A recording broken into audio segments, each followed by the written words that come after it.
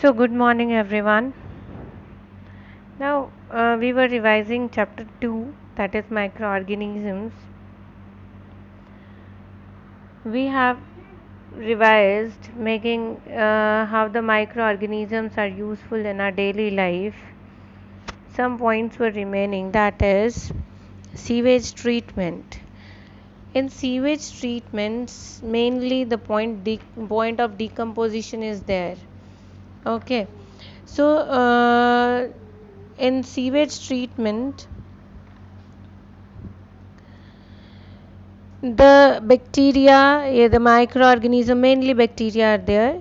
So bacteria which are used for the decomposition of sewage or industrial waste, these bacteria are known as effluents, and the process of decomposition by these effluents is known as bioaugmentation. ठीक है, अपनी book अपने पास रखिएगा so that we could be able to revise the facts very effectively. Okay, then बच्चे we are having in agriculture. In agriculture, the main fact which we are learning from 2 years, that is rhizobium bacteria. Rhizobium lives in leguminous plants, and it is in symbiotic relationship with leguminous plants. Means they both are doing something according to them. Means the leguminous plants are giving space for rhizobium bacteria to live in. Okay, then rhizobium bacteria takes the nitrogen, fixes that nitrogen from the atmosphere into the soluble forms of nitrogen, that is nitrogen compounds. ठीक है, then they get mixed in the soil, and when we pour water in it, the nitrogenous compounds get dissolved in the water and plants absorb the water with nitrogen. This is how the plants get the nitrogen. Same is the work of cyanobacteria. Cyanobacteria is an algae. Okay, उसको हम blue green algae भी बोलते हैं. That is also having the same work as the rhizobium bacteria. So that's why it is known as cyanobacteria, and we find it in rice fields and in cycas plants, in roots of cycas plants. So they are also there in symbiotic relationship. Then budget energy fuel production. Energy fuel production, mainly what is producing, देखो we have done the alcohol formation, that was by fermentation. Now here also energy fuel production is also done by fermentation of sugars. Okay, in this what happened, when sugar is fermented, then ethanol is produced and methane is produced. Okay, then that methane is used in the biogas reactors, and ethanol is used as a fuel in many fields. Okay बच्चे, then we are having cleaning the environment. Cleaning the environment, again the same thing, that is decomposition. So decomposers convert all the dead material into the carbon dioxide and nutrients. Nutrients are minerals, which we can say that, or nutrients content like nitrogen, phosphorus, magnesium. ठीक है, so they become the part of the soil and again become the part of mineral cycle, and it replenishes the soil with the nutrients which were again absorbed by the plants. Now the common decomposers are bacteria and fungus. Okay, then making medicines like बच्चे antibiotic. These antibiotics are chemicals होते हैं जो micro organisms के life process को affect करते हैं. ध्यान से सुनिएगा.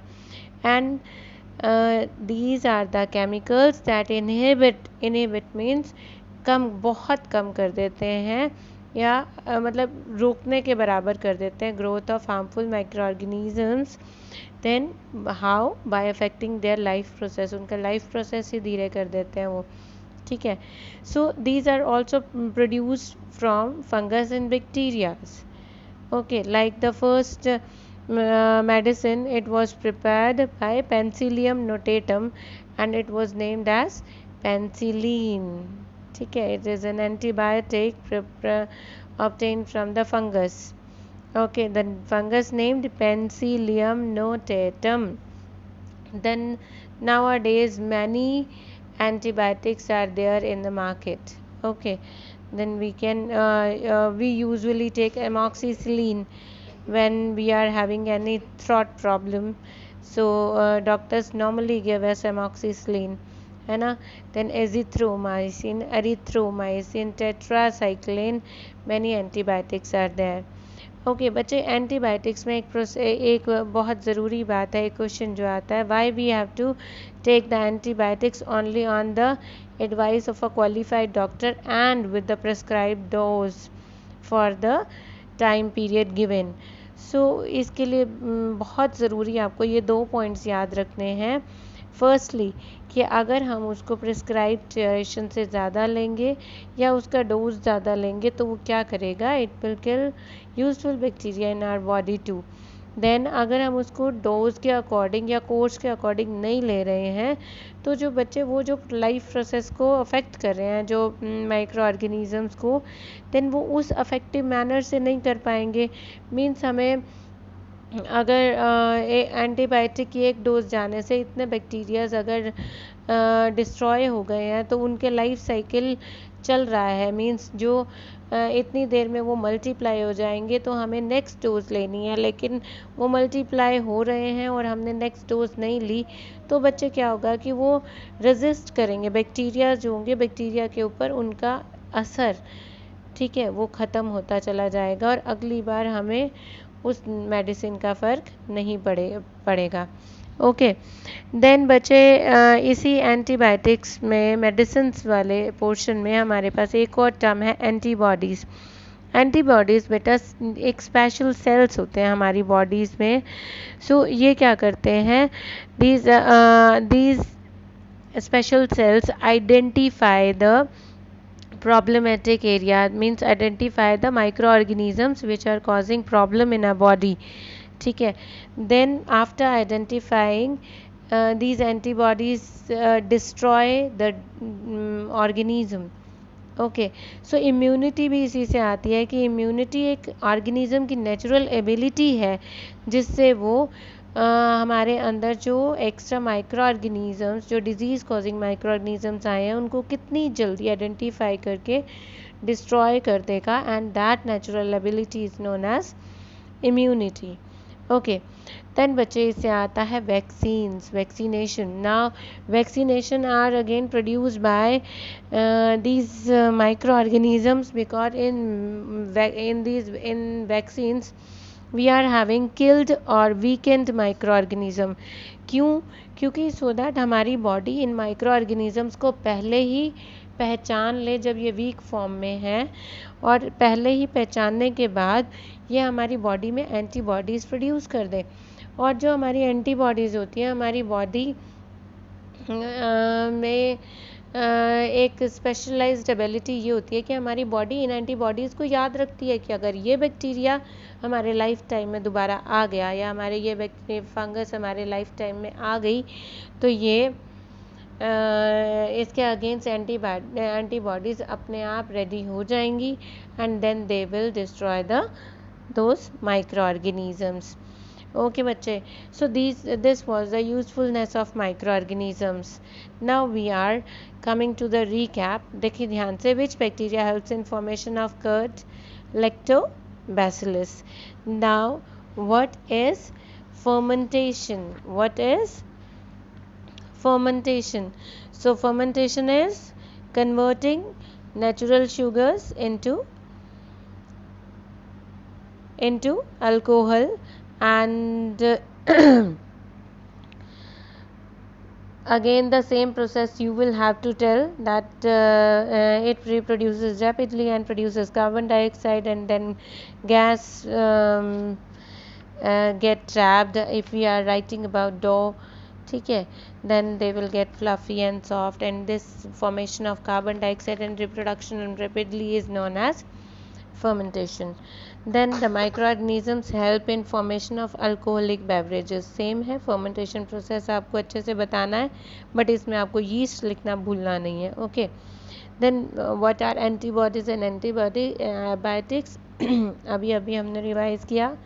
Same is the immunity, natural ability of an organism to have an inbuilt mechanism to resist and destroy the infection that some microorganism may cause.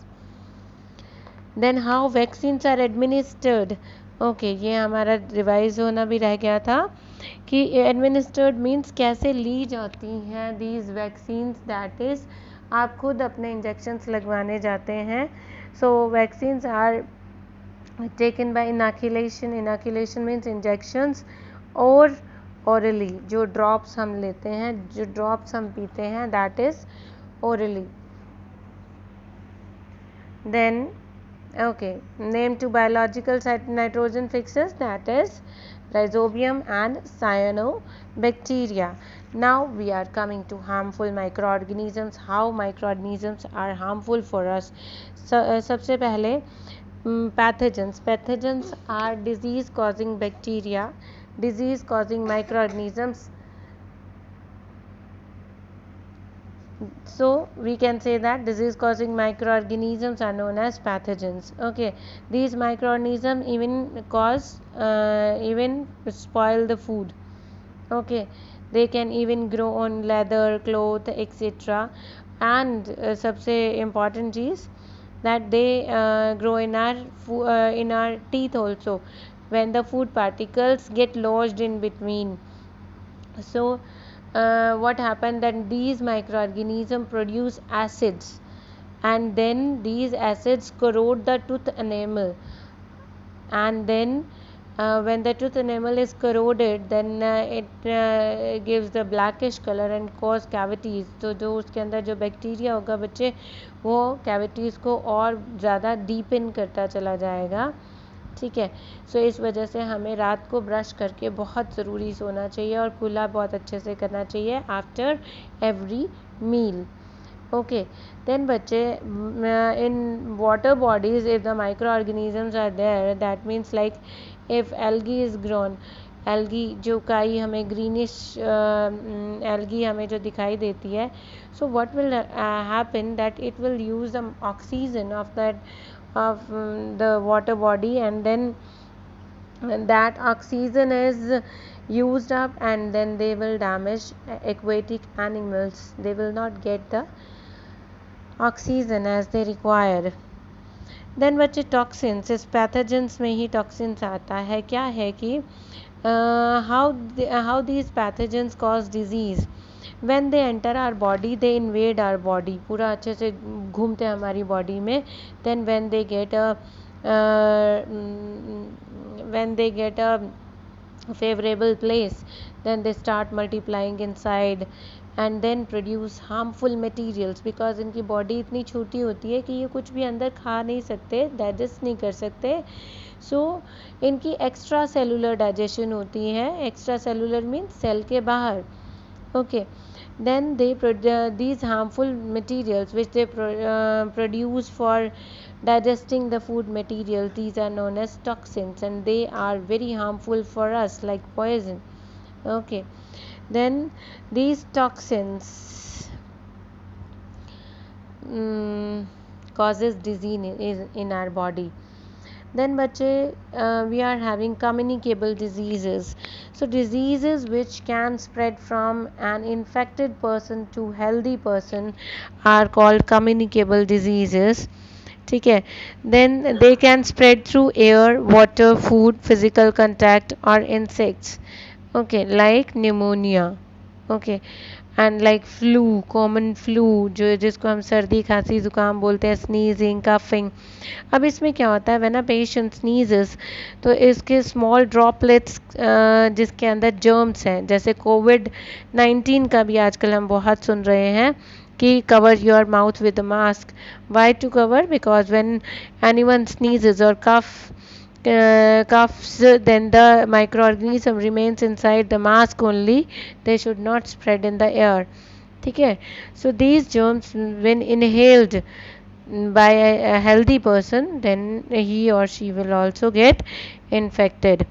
Even this is communicable diseases. Disease causing microorganisms are having many other ways to transmit disease also, like if we consume the contaminated food, ready वाले से बाहर का कुछ भी खाना अगर हम खा लेते हैं, देन वो हमारे अंदर फूड पॉइजनिंग कॉज करता है, या फिर हमारे अंदर प्रॉब्लम लंग्स में या किसी उसमें आने लगती है, सॉरी स्टमक में आने लगती है, हमें वॉमिटिंग वगैरह शुरू हो जाती है, vomiting, diarrhoea, and these cause many diseases like cholera, typhoid, hepatitis. तो ये सब कंटामिनेटेड फूड और वाटर से है। देन जो आपके मॉस्किटोज़ हैं, दीज मॉस्किटोज़ जो आप देख रहे हो, female Anopheles mosquito, it causes malaria. Then we are having Aedes mosquitoes, it causes dengue. And then plague is caused by rat flea. Okay, so बच्चे we are having these tables. ठीक है, tables हैं जो आपकी book में, वो बच्चे बहुत अच्छे से आपको याद करने हैं। लाइक मैं आपको फिर से इसके बता देती हूँ। Bacteria causes diseases like tuberculosis, diphtheria, cholera, tetanus and typhoid. इसको याद करने के लिए हमने कौन सी स्टोरी बनाई थी, दैट बोरिंग ट्यूबलाइट देखने चले फिर टीटी खेलेंगे। Boring is bacteria, tubelight tuberculosis, देखने इज डिप्थीरिया, चले इज कॉलेरा, फिर टी खेलेंगे tetanus and typhoid. Then viruses, इसमें भी क्या था, very cold in Mumbai, Pune and Chandigarh. So very is viruses, cold is common cold, in is influenza, Mumbai is mumps, Pune is polio and is AIDS, Chandigarh is chicken pox. Then third was fungus. Fungus wears ring in its foot. So fungus is fungus, ringworm, and foot is athlete's foot. Then बच्चे प्यारी मासी IEC, प्यारी is protozoans, मासी is malaria, I is amoebic dysentery and C is sleeping sickness. So बच्चे इसको बहुत अच्छे से याद करेंगे। Then we are having modes of transmission of pathogens. Modes of transmission of pathogens में भी आता है tuberculosis. I hope that book is open before you. So we are doing the tables. We are doing the second table, mode of transmission of pathogens. First, tuberculosis, common cold, influenza and swine flu. बच्चे ये air से, air में जब sneezing और coughing होती है तो वो ड्रॉपलेट्स एयर में आ जाते हैं and it get consumed by healthy person and get infected. तो typhoid, amoebic dysentery and cholera, it is cause when contaminated water is consumed. Then tetanus तो हम सभी को पता है, क्योंकि हम गिरते हैं तो हमें टेटनस का टीका लगवाना पड़ता है, स्पेशली अगर कोई मेटल लगा हो तो, ठीक है, ताकि क्योंकि उसके ऊपर जर्म्स आ जाते हैं सॉइल से अगर हम उसको क्लीन अच्छे से ना करें. देन मलेरिया हमें पता है, malaria, dengue, rat Phulia, rabies, ये सारे इनके वेक्टर्स हैं. कौन है? एनिमल्स, ठीक है, जिनसे डायरेक्ट आता है. जैसे malaria and dengue are through Aedes mosquito, plague is from rat and then rabies is through dog. Okay, then preventions भी आपको करनी है. प्रिवेंशंस ऑफ डिजीजेस, जैसे वैक्सीनेशन किस किस को प्रिवेंट कर सकता है? Tuberculosis, polio, mumps, tetanus. अगर और जो मॉस्किटो से होने वाली है उसकी प्रिवेंशन क्या होगी? You all know ना that using mosquito net, mosquito repellents and means कुछ भी ऐसा जिससे हम मॉस्किटो की पॉपुलेशन को कंट्रोल कर सकें. Then cholera is cause by using contaminated water. So that means हमें वेस्ट का डिस्पोजल अच्छे से करना पड़ेगा और वाटर को डिसइंफेक्ट करना पड़ेगा. देन रिंग वर्म और एथलीट फूड जो होता है वो गंदगी से फैलता है, तो मेनली हमें अपनी पर्सनल हाइजीन अच्छे से रखती है. ठीक है बच्चे. Then we are coming on disease causing microorganism in plants. So plants में भी, राइस में, वीट में, पोटैटो में, शुगर केन, एप्पल और इन सब में कहीं ना कहीं मेडिसिन माइक्रो ऑर्गेनिज्म से आती है. मेनली हमारे पास मेन जो वायरस से एक डिजीज़ होती है specially, that is tobacco mosaic virus. So this is by through virus what happened that in tobacco leaves the discoloration is there, उसके greenish leaves brown से या कलर ख़राब हो जाता है उसका, उस पर uneven spots आ जाते हैं. then bacteria causes citrus canker. citrus canker means जो जैसे आपके नींबू होते हैं, नींबू आप लेमन देखते हो उसके ऊपर ब्राउन ब्राउन कलर के डॉट्स आ जाते हैं जिसको हम वाटर सॉक्ड मार्जिन्स कहते हैं. ठीक है बच्चे. सो उनके लीव, स्टेम और फ्रूट पे raised brown water soft margins आ सकते हैं जिसको हम सिट्रस कैंकर बोलते हैं. Then we are having fungus. Fungus wheat को परेशान करती है. वीट के ऊपर वीट रस्ट आ जाता है. ठीक है. एंड ये जो आप फिगर भी देख रहे हो, ये this is smut of rice. This is also again with the fungus. ये smut of rice, this is smut of rice. These are citrus canker, water salt margins. Then red rot of sugar cane अगर हमने खाया हो तो वो हमें बहुत अच्छे से दिखता है कि कभी कभी हम शुगर केन को तोड़ते हैं तो उसमें से रेड वो निकलता है. That is caused by fungus. Okay बच्चे. Then we are having these are human diseases जो हम अभी रिवाइज कर चुके हैं. Plant diseases, microorganisms causing microorganisms.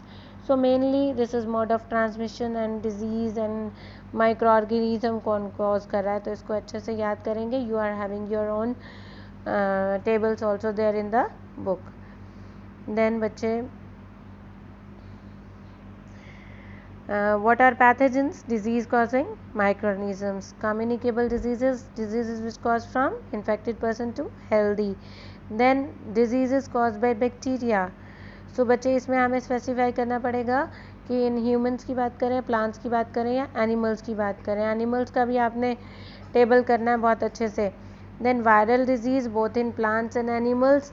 Viral means जो वायरस से होती है. प्लांट्स में तो एक टोबैको मोज़ेक वायरस होती है और एनिमल्स में there is foot and mouth disease in cattle and rabies in dogs and monkeys. Then the name the disease is caused by fungus in human beings. Then fungus का क्या करेंगे? Fungus wears ring in its foot, है ना, याद आ गया ना, athlete's foot and ringworm. Yes, very good. Then next, food preservation. बच्चे इसमें हमारा एक टॉपिक रह गया बीच में रिवाइज करने के लिए, that is here food poisoning, है ना. Food poisoning, this food poisoning is when we get a disease when we consume some contaminated food. So उससे वॉमिटिंग, नोजिया और हमारे पेट में बहुत दर्द होने लगता है. Diarrhoea is loose motions. Then dehydration, पानी की कमी होना. ठीक है. इन सब के चलते हमें बॉडी में बहुत वीकनेस और थकान महसूस होती है, जो ये सारा प्रोसेस फूड पॉइजनिंग का है. तो मेनली फूड पॉइजनिंग के सिम्टम्स क्या हैं और कॉज कौन से माइक्रोऑर्गेनिज्म करते हैं, ये बहुत ज़रूरी है. देन उसके प्रिकॉशंस क्या हैं. देन बच्चे इसको सबसे पहली बात, सिम्टम्स आपने देख लिए, that nausea, vomiting, swear, pain in abdominal region. Abdominal मतलब पेट में. डायरिया, डिहाइड्रेशन, ये सारे क्या हैं? सिम्टम्स हैं. Okay. Then micro organisms responsible for this is, ये बहुत ध्यान से याद करना बच्चे. हम बहुत सारे बच्चे गलती करते हैं. 2 bacterias are there and 1 fungus is there. Okay, fungus याद रखे, fungus is rhyming word with aspergillus. aspergillus दोनों के पीछे US आ रहा है. aspergillus fungus, तो this is fungus. aspergillus, ASPERGILLUS, aspergillus. Then 2 bacteria are there, that is Clostridium and Staphylococcus. STAPHY Lococcus, कस में CUS. Okay, then इसकी प्रिवेंशंस जो हमें करनी है वो बहुत ध्यान से करनी है. दैट इज़ फूड को बाहर नहीं रखना है ज़्यादा टाइम के लिए. अगर थोड़ा कुछ बच गया है then put it in the fridge. Then picnics और लार्ज पार्टीज़ पे ज़्यादा नहीं, ऐसे ज़्यादा टाइम का बना हुआ कुछ नहीं खाना है. एंड हैंड वॉश करके खाना है. फूड को ढक के रखना है. ठीक है. और फूड को भी अगर फ्रूट्स वगैरह आप खा रहे हो तो उसको भी आपको वॉश करके खाना है. तो ये सारा फूड पॉइजनिंग था बच्चे. So now we are coming to food preservation. Food preservation के जल्दी से हम ये सारे के सारे मेथड्स रिवाइज कर रहे हैं. Firstly, food preservation, it is the process of treating and handling food. Food को कर रहे हैं ना, तो फूड को ट्रीट कर रहे हैं, कुछ बना रहे हैं, पका रहे हैं ना, देन उसको चुप संभाल के रख भी रहे हैं, हैंडल कर रहे हैं. क्यों कर रहे हैं ये सब? टू स्टॉप और स्लो डाउन द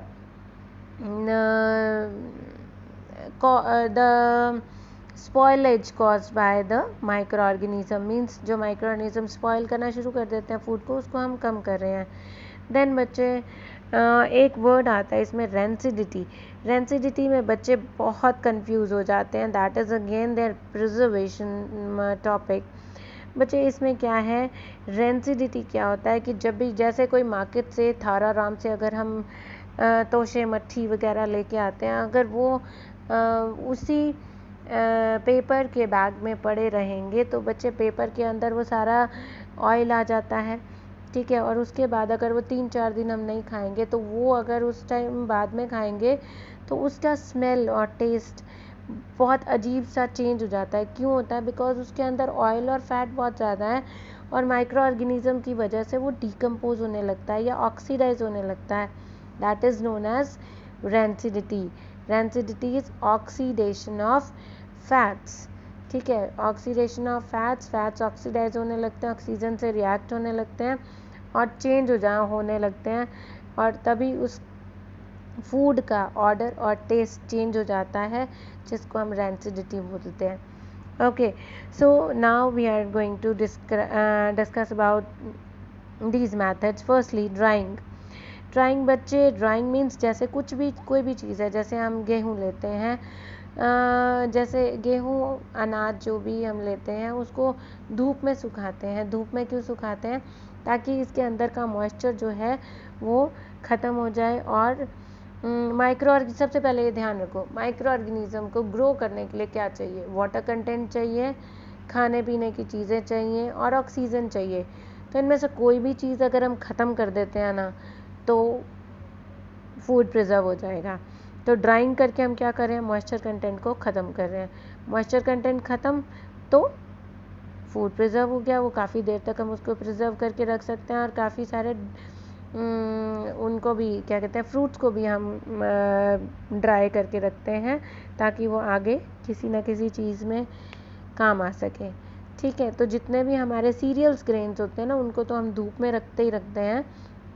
जैसे मेज़, ओट्स, बार्ले, मिलेट, राई, इन सबको हम ड्राई करते हैं और कईयों को धूप में रखते हैं, कईयों को नहीं रखते हैं. जैसे राइस को नहीं रखते क्योंकि इसका वाटर कंटेंट हमें चाहिए होता है.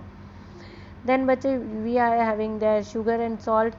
जैसे पिकल्स बनाते हैं, जैम्स बनाते हैं, शुगर और सॉल्ट क्या करते हैं? उसके अंदर का वाटर एब्जॉर्ब कर लेते हैं. अब वाटर जब शुगर और सॉल्ट के अंदर चला गया तो माइक्रोऑर्गेनिज्म को नहीं मिला. फिर उससे क्या होता है कि बैक्टीरिया की ग्रोथ कम हो जाती है और जैम्स एंड जेलीज तभी बिना फ्रिज के भी काफ़ी देर तक बाहर पड़ी रहती है. हम पिकल्स हैं उसको भी बाहर रखते हैं, उसमें सॉल्ट डालते हैं, शुगर भी डालते हैं, शुगर वाला भी पिकल होता है ना. जैम्स एंड जेलीज हैं वो भी, उसमें भी शुगर वगैरह होता है. प्रिजर्वेटिव में डालते हैं उसमें हम ठीक है, जैसे सोडियम बेंजोएट है तो वही आ गया प्रिजर्वेटिव, केमिकल मेथड जो हमने किया था। तो कुछ प्रिजर्वेटिव्स होते हैं जैसे sodium benzoate, potassium sulphite sorry, ये जैम्स में, जालीज में और पिकल्स में डालते हैं कि माइक्रो ऑर्गेनिजम्स शुगर और सॉल्ट तो कर ही रहे हैं, पर बच्चा मॉइस्चर ज़्यादा हो जाएगा तो शुगर एंड सॉल्ट भी तो एक लिमिट होती है ना, तो वो बाकी का प्रोटेक्शन उसको कौन देगा, ये केमिकल्स देंगे। तो थोड़ा सा ऐड किया जाता है, स्पेशली जो मार्केट में होते हैं, क्योंकि कब कोई कस्टमर उनको लेगा ये तो कोई नहीं जानता ना, इस वजह से वो प्रिजर्वेटिव्स डालते हैं। घर के अचार में और जालीज में ये नहीं डालते। Okay, acid is also chemical. ठीक है, तो एसिटिक एसिड जिसको हम विनेगर भी बोलते हैं, इसको भी हम कई पिकल प्रोडक्ट्स में डालते हैं। एंड देन इससे भी माइक्रो ऑर्गेनिज्म की ग्रोथ कम हो जाती है।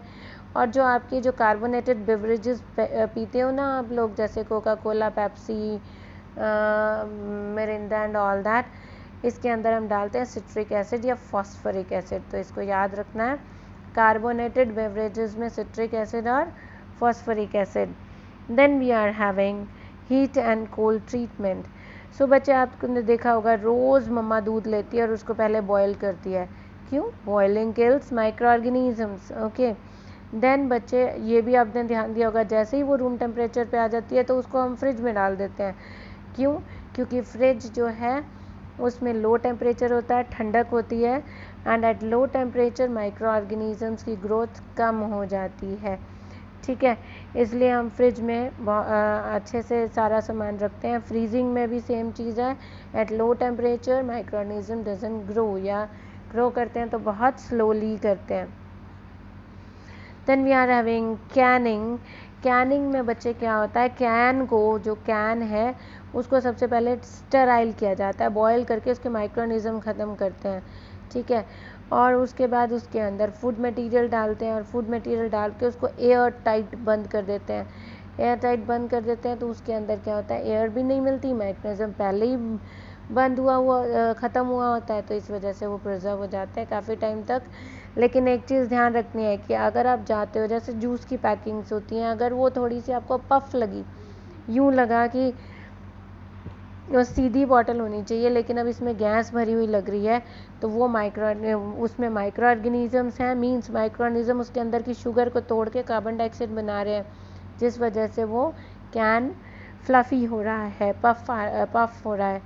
ठीक है, that is getting puffed by the air, carbon dioxide.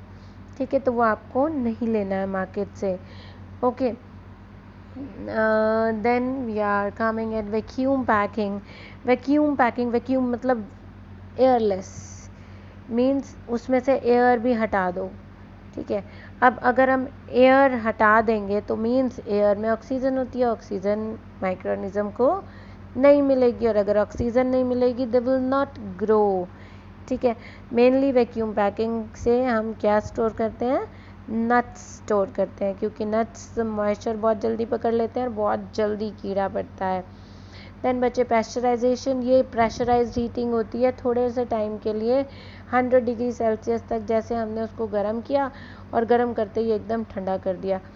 सो इतने से जैसे ही डिस्ट्रॉय हुए ना माइक्रो ऑर्गेनिजम्स, उसको डिस्ट्रॉय हुए या कम हो गए हीट से, तो उसमें क्या होता है कि उसको एकदम रेफ्रिजरेट करना पड़ता है। रेफ्रिजरेट नहीं करेंगे तो उसमें माइक्रोनिज्म फिर दोबारा से आने लग जाएंगे, क्यों? क्योंकि दैट इज़ प्रेशराइज्ड हीटिंग, उसको हमने बहुत अच्छे से बॉइलिंग नहीं किया है। ठीक है, सो प्रेशराइजेशन का बेटा एक डिसएडवांटेज है, ये बहुत इम्पॉर्टेंट है, आ जाता है, that it inactivates some enzymes present in the food के अंदर, जो जैसे मिल्क है, मिल्क के अंदर जो एंजाइम्स होते हैं उसको इनएक्टिवेट कर देता है। ओके बच्चे, सो दैट वाज द ये पैस्चराइजेशन दिखा रखा है आपको, 70 डिग्री सेल्सियस पे 13 सेकेंड्स के लिए उसको किया है, फिर उसकी एकदम चिलिंग कर दी है ताकि उसके माइक्रो ऑर्गेनिजम्स ना आए। So pasteurisation, this is the pasteurisation process, और इसको डिस्कवर किसने किया था? लुइस पैस्चर ने। ओके, देन ये सारे फूड आइटम्स हैं जो हम स्टोर करके रखते हैं. This is the recap. What do you mean by food preservation? How drying helps in preservation of food? By moisture content खत्म करके, है ना.